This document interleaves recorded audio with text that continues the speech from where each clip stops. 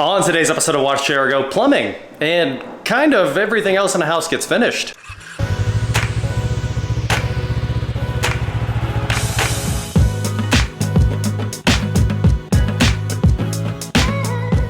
What is going on, guys? I am WatchJRGo, and today, like I said, I'm here in the kitchen that's looking like a really big mess if you look around.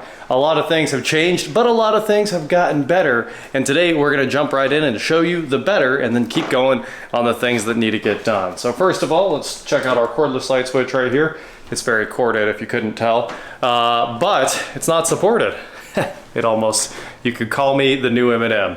Anyway, over here we've got the dining room, almost finished, except for it's 12 inches of it probably. So that corner over there, we had it together. It had to come back apart for some reasons because it wasn't pulled tight enough up against the stud. But here, very shortly, I will put that corner back together and re-support those switches, and we will be G2G, which is definitely good to go. It's the return air plenum got completely vacuumed out. If you guys saw when I tore the wall out of the other side, it was nasty, full of that cigarette smoky dirt.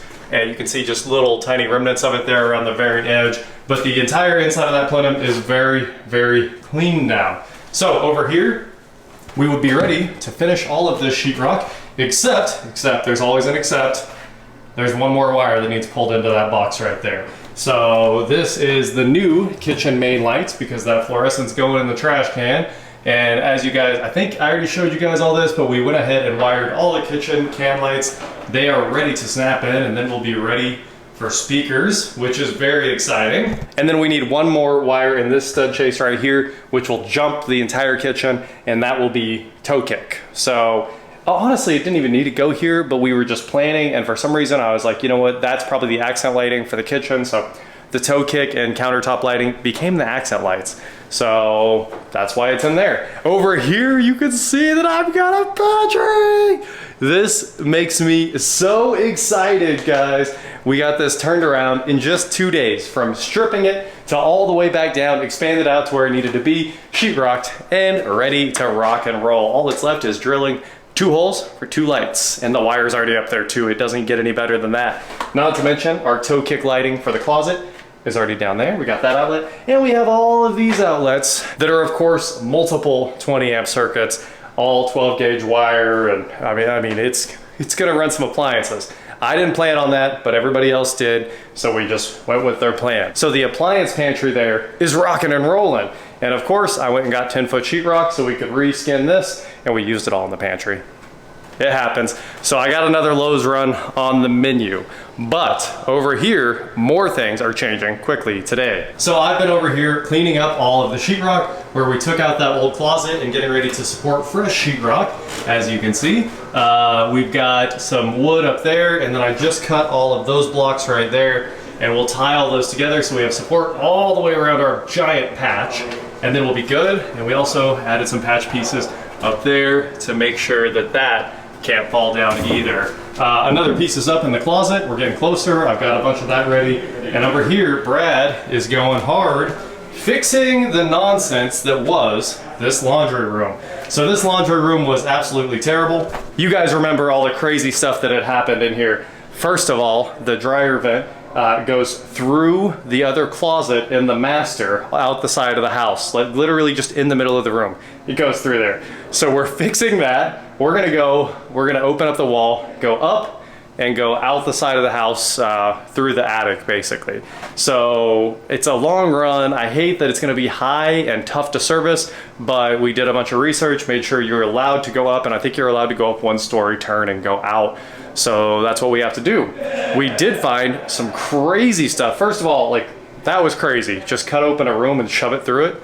But this is even crazier. Maybe this was the drain originally. I'm not sure. I really doubt it was, because of course there's always been a drain. This ABS came up and then came straight out of the wall and then stuck up, and they were just using that as the drain for the washer. So obviously we're fixing all that. We're just about done here, and we've got a proper washer box in the wall. This is going to be really nice. Obviously, 1/4 turn valves, all that good stuff. But they had shoved the dryer into this 3-inch PVC, and we're just dumping it into the basement, which is why there's a cut-off drain pipe in the basement. Have you ever seen anything like that. 3-inch ABS plastic, not PVC actually, used as a dryer vent, just dumping into the basement. So weird and really hard on your house too. So obviously that's all gonna get sorted out. It's gonna take a little bit of time to get all that sorted out, but we will. And the most important thing was getting all the water done. And the reason we're doing this is because we're replacing every pipe in the house. We're in the middle of it. We've got new Woodford hose bibs all the way around, and I'm proud of that because those Woodford hose bibs are $50-something each. I mean, replumbing this entire house had actually been pretty cheap until we got to those Woodford valves. I mean, it adds up real quick. But anyway, here in a second, we'll have this PVC pulled in and we'll put in our new valves, silicone everything together, and rock and roll. The first one's already done out back, and we got one more to do on the other side of the house. And of course, today, part of the dream garage build, we're adding the pipes out to the garage. So we will have a garage sink, and I'm very pumped about that. That's honestly probably my favorite thing. The garage sink and a garage pressure washer is gonna be sweet. I don't know if I talked about this in the last video. I think I might have, but we've got control of the closet. So the closet is basically done, and maybe by the end of the day, we'll cut out those boxes, patch them, put the speakers in, patch this, and be done with the master closet. Obviously, that'd be another big thing checked off the list. I wasn't planning on all of this getting done at the same time, but why does it always end up like that? You're like, I'll just get one room finished real quick, and by the time you're done finishing that one room real quick, every room in the house is done. I don't know how. It's just something that happens. All right, Brad, how's cutting every piece of the ceiling out of the basement going? Dirty work. Very in my eyeballs. Yeah, I figured that sheetrock wasn't going to be a great time there. But hey, we got laundry now. Laundry? We got outside spigot. Yep. We're getting access to your kitchen now. Man, I couldn't be more excited. Probably means more cutting. More? Yeah, it's true, huh? It's getting closer. Yeah, buddy. I'll be down here patching for years. All right, guys, it's been about 30 minutes and some progress has been made. As you'll see, the hallway has a ceiling now, which I'm very excited about. I should put a couple more screws across the trusses there, but that's really the last thing that has to happen right there. We also have the wall completed where that closet used to live, so that is absolutely awesome. I'm gonna throw a piece up there right now, and obviously we gotta, well, that's getting a door frame, so let's be honest, I probably don't need to do anything right there. All right, here, we're making good progress. You can see that the outside hose bib is done, and the laundry box here is just about piped in. So we got the valve in there, and I need to make a Lowe's run, because apparently I didn't get enough PEX-A to 1/2-inch adapters. We knew there was gonna be another Lowe's run today, and honestly, it's time for more glue, more sheetrock screws, more lots of stuff. So, we're gonna make a quick run to town and obviously get right back to it. No. All right, guys. No. All right. No. Gabe hates Subfloor. That's basically, today he's gone on a rant talking about how much he doesn't like subfloors. Stupid subfloor, stupid substitute teachers, stupid. Wow. Sorry. Didn't know you had that kind of hatred for substitute teachers. They're underpaid, Gabe. I was on a roll. All right. Well, the subfloor is out, which I'm very pumped about. Why would you grab the toilet hole? There's a nice clean hole. It was a hole. There's a shower hole? I just went for the hole, dude. Okay, well, that's... You could say that. Alright, so the old subfloor with the holes is out of here, and I don't know why we didn't do this to begin with. It would have made running all the new plumbing for the toilets much easier. But with that said, look at that, we're ready to rock and roll. We're gonna drop in a new piece right now, and yeah, we'll just cut out a nice little square and drop it in here. After that, once there's no holes in the subfloor, we can technically put a toilet in here, even if it's got to come back out one more time. But it would be nice to have a working toilet. You know, it's a luxury that we're kind of accustomed to at these points. All right, guys, that was an exciting deal. I'm gonna do some vacuuming. Gabe's gonna set up the track saw because we got to rip a piece of plywood down, and then we're gonna replace this and liquid nails it in and install some cleats, and it's gonna be just as good as it was from the factory. I think it'd be better. Possibly better. I think it'd be better. Liquid nails is always, it makes it better. It is. Yeah. Yeah, it's better. All right, I'm gonna clean this up. So here is how we install our subfloor patches. I wanted to show you guys this in the closet, but I didn't we've got our cut piece of replacement 3/4 CDX right there. And then I take 2x4s, make these cleats, shoot them into the existing subfloor. Obviously, we cut right on the floor joists, so it'll patch in kind of like sheetrock, but we want to make sure that we have tons of support all the way down each side, and then we'll liquid nails every single inch of this and drop our board in, and then shoot in racks of screws. So this should never make any noise or be uneven. That's our goal here. So Brad's over there pulling in more water line, and we're rocking and rolling. We're basically tapping out for the night right here, but a lot got done today. A bunch of important plumbing, hose bibs on the front and the back. Obviously only one left that has, it's another crazy run where we'll have to cut a lot of the ceiling out of the basement to get there. Unfortunately, a lot of ceiling is going to get cut out tomorrow as we finish our runs to the garage sink, pressure washer, and the main sink and that hose bib. But that's finally the end of the plumbing. So it looks like I'm gonna run out of PEX-A tomorrow. I gotta make one more run to buy some more of that and a few more connectors, and really we're just about home free with a complete repipe. How awesome is that? No old plumbing left in this house where I have to worry about CPVC being brittle and breaking. So that makes me really happy. I have been hiding something from you guys, a terrible thing. When they did the window wells, they were digging and the utilities were all marked. We 811'd, of course. It got done multiple times for the window job. And it turns out when you call 811, they don't mark sewer and water because they don't actually know where that's at. It's just kind of thrown together by the contractors, I guess. I didn't realize that. So when they were doing the window wells, they hit both. They were literally right on top of each other, about 7-8 inches apart or something like that. Well, they fixed the sewer, put it back, poured the concrete, put all the dirt back in. The sewer was ready to go immediately. But the water main had to be a homeowner repair.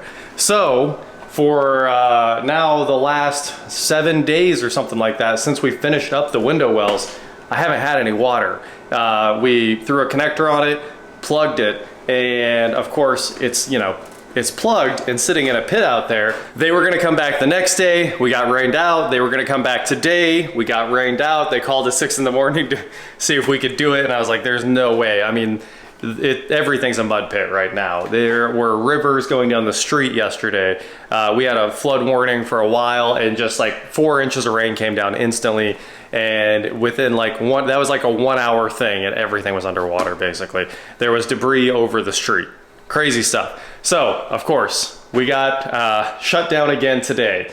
And now we're planning on Monday, and maybe Monday I'll have water again. But it's the last thing, like hooking the water back up. Very easy. It's like 12 foot of pipe. I got 2 full sticks, a couple couplers, some 45s. I'm gonna put it back together in just a couple of seconds. I mean, how can you beat a quick PVC repair? But they didn't want to dig the side of the house down so I could reconnect it while the concrete was setting up. So that's why it wasn't fixed the same day. They wanted to make sure everything was set up on their end, and then we could just tear a little bit of dirt back out and be done. So any day now, I'll have water back, and any day now, also Monday, I think. They're saying Monday. The last piece of wire will be pulled in for this. The sheetrock will finish all the way around everything, and then maybe tomorrow, we'll take this down because it's just sitting there. It's not holding anything. And we'll cut all that up and finish the sheetrock right there, and it's starting to look like a house. It's really starting to look like a house. I do want to mention, this is a proper subfloor repair. Listen, when I walk on it, jump on it, put 1,000 pounds on it, nothing's gonna happen to that. I don't think this was a subfloor repair. Also, we found that hat inside the crawl space earlier between the floors. That was pretty funny. But this is horrible.